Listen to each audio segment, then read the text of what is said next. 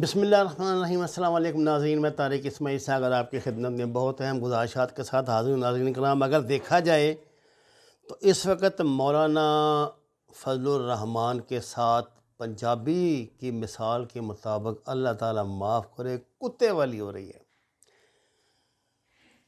یہ تو بات آپ جان لیجئے کہ ان کو یہ جو صدارت ملی تھی جمعیت علماء اسلام کی، یہ وراثت میں ملی تھی۔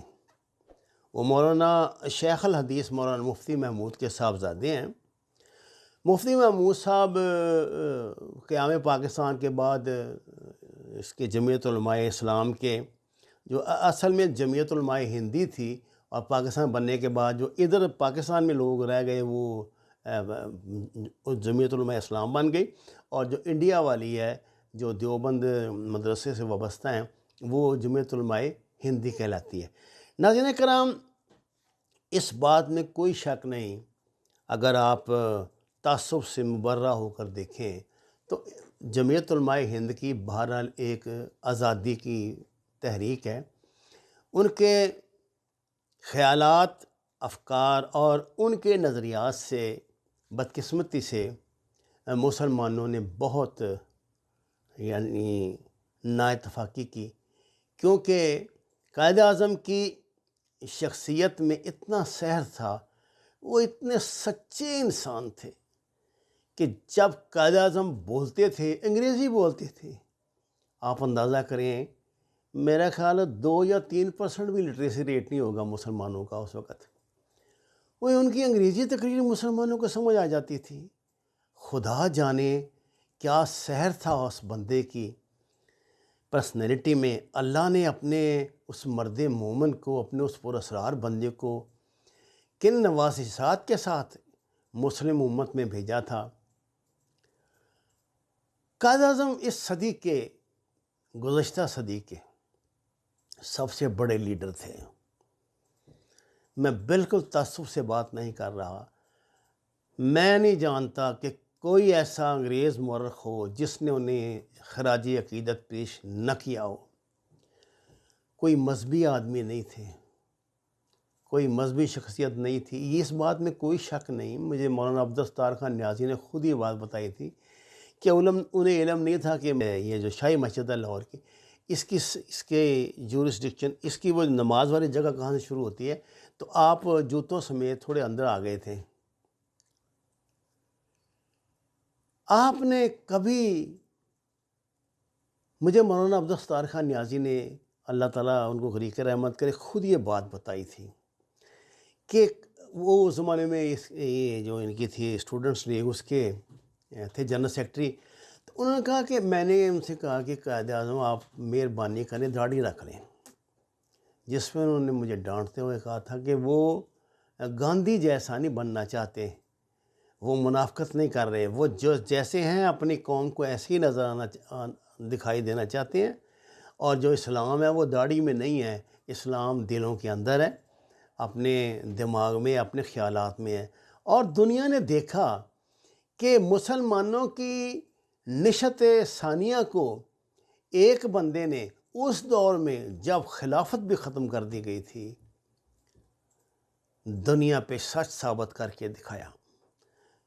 یہ ایسا اللہ کا بندہ تھا، اس نے خلافت ختم کر کے انگریزوں نے یا اسلام دشمنوں نے تو یہ سمجھا تھا نا کہ یہ ختم ہو گیا، اب مسلمان ختم ہو گئے، لیکن قائد اعظم نے کہ نظریاتی مملکت کے قیام کے ساتھ، اللہ اور رسول کے نام پہ حاصل کی گئی حکومت کے ساتھ، پاکستان کا مطلب کیا، لا الہ الا اللہ کے ساتھ پاکستان بنا کر دکھا دیا، زندہ کر دیا اسلام کو، زندہ کر دیا اسلام کو۔ یہ جو کربلا کے بعد اسلام زندہ ہوتا ہے وہ اسی طرح ہوتا ہے۔ کربلا کی شہادتوں نے بھی اسلام زندہ کیا تھا۔ کربلا جیسی شہادتیں تو رہتی دنیا تک نہ ہم دیکھ سکتے ہیں، نہ سننے کو ملے گی، وہ تو تاریخ ہے۔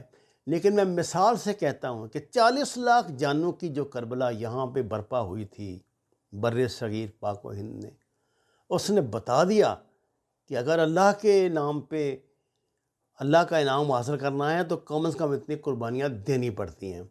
میں آپ سے کہہ رہا ہوں ناظرین کرام، نظریاتی اختلافات کے باوجود اس زمانے کے اس دور کے جو علماء کرام تھے، خواہ ان کا تعلق کسی بھی مکتب فکر سے ہو، وہ جینون لوگ تھے، سیدھے لوگ تھے.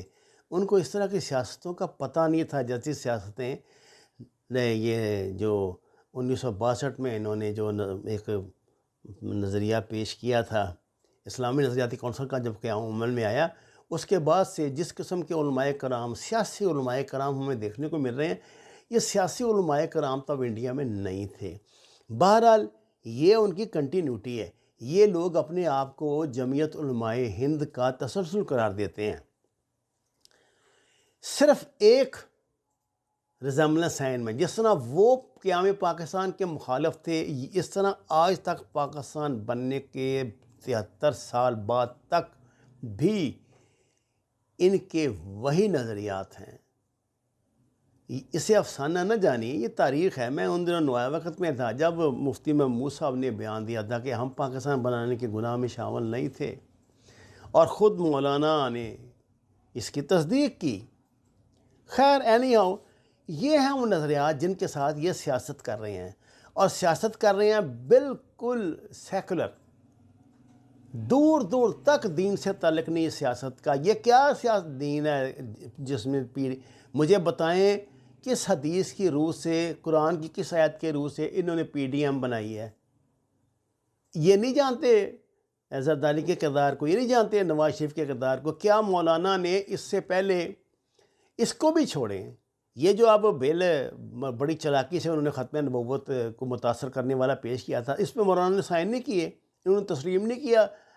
سلیم لفافی کے پروگرام میں، سلیم صحافی کے پروگرام میں انہوں نے تسلیم نہیں کیا کہ ہاں میں نے کیا تھا. تو جب اس نے کہا کہ آپ اتنے دعویٰ آپ یہ کرتے ہیں اور آپ نے یہ کیا، تو انہوں نے کہا اگلا سوال کرو، اگلا سوال کرو، اگلا سوال کرو. یہ ہے ان کا کردار. ان کا دور دور تک نہیں دین سے واسطہ. اس بندے نے دنیا داری کے لیے دین کو چھوڑا، لیکن روٹیاں دین کے نام کی کھائیں، مدارس کے نام کی کھائیں. مدارس کو بلیک میل کرتے رہے کہ اگر میں نہ رہا سیاست میں تو تمہارا ڈنڈا ڈولی چکوا دیں گے، یہ مدرسے ختم کر دیں گے. نو ڈاؤٹ اس بندے نے اپنے لالچ کے لیے جیسے بھی کہیں 9/11 کے بعد خاصا سہارا دیا مدرسوں کو. مدرسوں میں اصلاحات حکومت وہ نہیں کر سکی جو امریکہ چاہتا تھا یا جو ہونی چاہیے. میں تو اب بھی اس کا حامی ہوں. جس طرح کی اصلاحات حکومت چاہتی ہے ہونی چاہیے. کیوں عربی قرآن پاک کے حافظ کو، کسی قاری کو، کسی ملا کو یہ حق حاصل نہیں کہ وہ انگریزی پڑھ سکے، انگریزی میں بات کر سکے، جدید دنیا سے مکالمہ کر سکے. اس کو کیا اپنے مسلک کی تشہیر کے لیے، اپنی دکانداری چمکانے کے لیے آپ نے اپنے پاس رکھا ہوا ہے؟ آپ جو علماء کرام تیار کرتے ہیں وہ تو اپنے مدارس کے لیے، اپنے مسلک کے لیے کرتے ہیں. اسلام کو اس سے کیا تعلق ہے؟ آپ دیوبندی علماء پیدا کرتے ہیں، آپ بریلوی علماء پیدا کرتے ہیں، آپ شیعہ علماء پیدا کرتے ہیں، آپ اہل حدیث علماء پیدا کرتے ہیں. مسلمان علماء آپ نے کب پیدا کیے ہیں؟ جو 2-4 زبردستی بن گئے ہیں ان کو آپ نے کافروں کو قرار دے دیا، ان پہ پھٹے لگا دیے ہیں. جتنے وہ عالم دین جن سے پوری دنیا مسلمان، کافر، سکھ، ہندو، عیسائی استفادہ کرتے ہیں، جنہیں عزت دیتے ہیں، جن کے نظریات کی قدر کرتے ہیں، آپ کے نزدیک وہ راندہ درگاہ ہیں، کیونکہ آپ کی دکانداری پہ عرف آتا ہے. اب مولانا جب آئے تھے سیاست میں تو انہوں نے یہی سمجھا تھا کہ بس میں، چونکہ ایک سیاست دانوں کی بھی وہ کمزوری بن چکے تھے، جب اسلام کی ٹھیکیداری کی بات آتی تھی تو مولانا کو آگے کر دیا جاتا تھا. اب یہ پی ڈی ایم کے بعد انہوں نے جو سیاست کی وہ سب آپ کی نظر میں آج وہ رسوا ہو گئے ہیں. خاص طور سے جو آخری یہ جلسہ ہوا جس میں وہ ناراض ہو کے پریس کانفرنس ادھوری چھوڑ کر آ گئے ہیں. کل مولانا شجاع الملک نے، مردان میں ان کے بہت بڑے لیڈر ہیں، پریس کانفرنس میں انہوں نے کہا کہ پی ڈی ایم مر تو پہلے چکی تھی، کل اس روز اس کا جنازہ اٹھ گیا. اب ان کے تابوت میں آخری کیل ٹھک گئی، اور انہوں نے اپیل کی ہے مولانا فضل الرحمان سے کہ خدا را علماء کی تھوڑی بہت عزت رہنے دیں اور اس کی سربراہی سے الگ ہو جائے پی ڈی ایم کی، اور ادھر آئیں ہمارے پاس. اب جو یہ ان کا جلسہ ہو رہا ہے، ان کی میٹنگ ہو رہی ہے، اس میں مولانا نصیب گل، حافظ محمد حسین، مولانا شیرانی، شجاع الملک کا پورا گروپ، اور جو 50% سے زیادہ جتنے جید علماء ہیں وہ ان کے خلاف ہیں، جو جینون علماء ہیں. صرف سیاسی علماء ان کے ساتھ ہیں، اور ان کا بوریا بستر بھی اب گول ہو جائے گا جب یہ معاملات چلیں گے، اور آپ دیکھیں گے کہ اس بندے کو رسوائی ملے گی، اس لیے کہ اللہ کا وعدہ ہے۔ اللہ نے اپنی غیرت کی قسم کھا کے کہا کہ وہ تب تک کسی کو دنیا سے نہیں اٹھاتا جب تک کہ اس کا اصلی چہرہ، اس کی اصلیت دنیا پہ ظاہر نہ کر دے۔ اور مولانا وہ وقت آ گیا ہے، وَمَا عَلَيْنَا إِلَّا الْبَلَاغُ الْمُبِينُ۔ ناظرین کرام، درخواست ہے قرآن اور نماز کو ترجمے کے ساتھ جانیے، ہمارے چینل کو سبسکرائب کریں، لائکس دیں، سچ کے سفر میں ہمارا ساتھ دیں۔ آپ کا بہت شکریہ۔